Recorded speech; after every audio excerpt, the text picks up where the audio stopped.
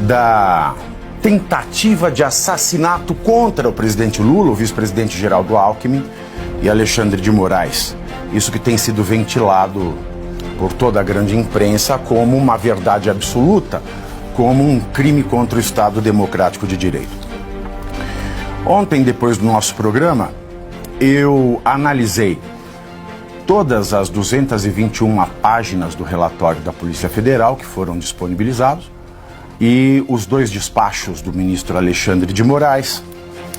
Cotejei com todo o ordenamento jurídico brasileiro, conversei com advogados do Grupo Prerrogativas, notadamente em defesa da esquerda, conversei com advogados que são eleitores do Lula, conversei com professores da USP, conversei com professores da PUC, conversei com professores da FAP, conversei com professores de Harvard.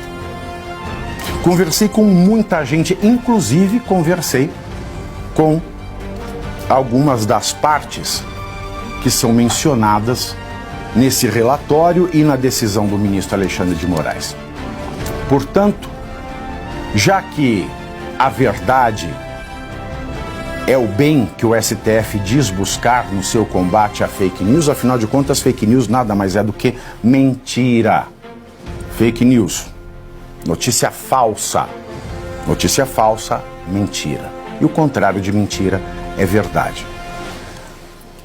A Revista Oeste, portanto, vai prestar aqui um grande serviço a esse ideal dos nossos governantes atuais, os ministros do STF. Nós vamos prestar uma homenagem à verdade. E já que nenhum dos outros canais da grande mídia está de fato comprometido com a verdade, a Revista Oeste está. E por isso, se alguém quiser pegar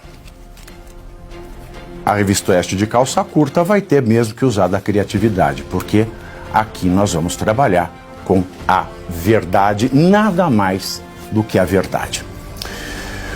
Vamos começar porque você merece saber a verdade, você não merece ficar na mentira.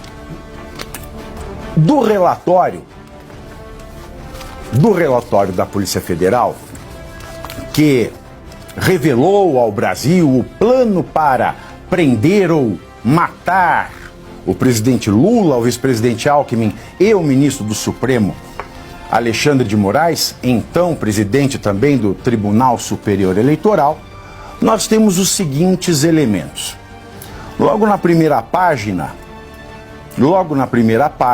o relatório policial, ele descreve o escopo, o objetivo do inquérito que está no STF sob o número 4874, Distrito Federal. Aspas. Articulação de pessoas, o objeto desse inquérito é buscar, investigar e, quem sabe, punir por articulação de pessoas com tarefas distribuídas por aderência entre idealizadores, produtores, difusores e financiadores voltada à disseminação de notícias falsas. Esse é o escopo desse inquérito. Logo na primeira página, então, vem um estranhamento.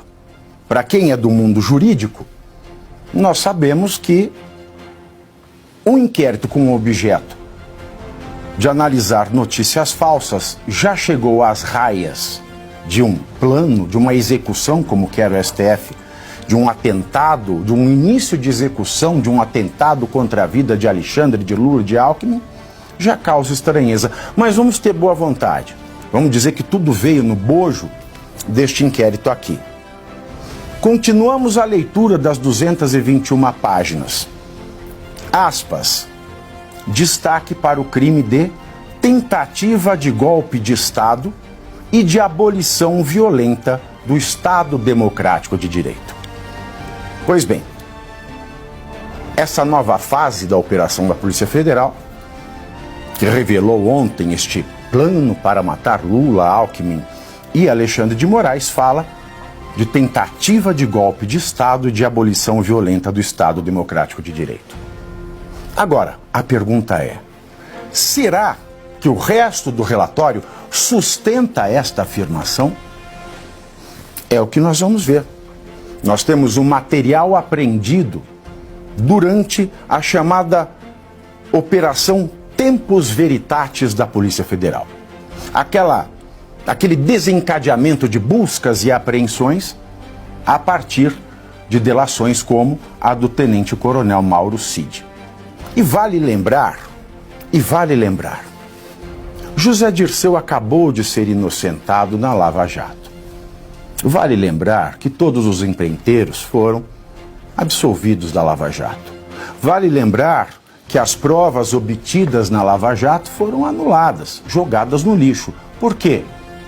Porque se concluiu no STF, se firmou a jurisprudência no STF de que toda prova obtida por meio de uma colaboração premiada, de uma delação premiada, estando o réu preso fora dos parâmetros do Código de Processo Penal, tudo isso é nulo. Mauro Cid está preso de forma irregular. E dentro desta prisão, ele serve como um boneco que ora vai, ora volta à Polícia Federal. Nessa semana ele vai ao Supremo. Portanto, de acordo com o entendimento dos ministros do Supremo, Mauro Cid é vítima de tortura, de pau de arara do século XXI, como diz o Toffoli. Ele é vítima de um ato que gera vergonha ao judiciário, nas palavras de Gilmar Mendes, que cunhou, em primeiro lugar, que esse tipo de colaboração, essa obtenção de colaboração com o réu preso é tortura. Portanto, se aplica a nulidade de tudo para a Lava Jato, por que não está se aplicando aqui? Inclusive para o material obtido na Tempus Veritatis. Mas isso é uma parte, vamos voltar ao relatório de ontem. Esse relatório, ele nos diz o seguinte, aspas,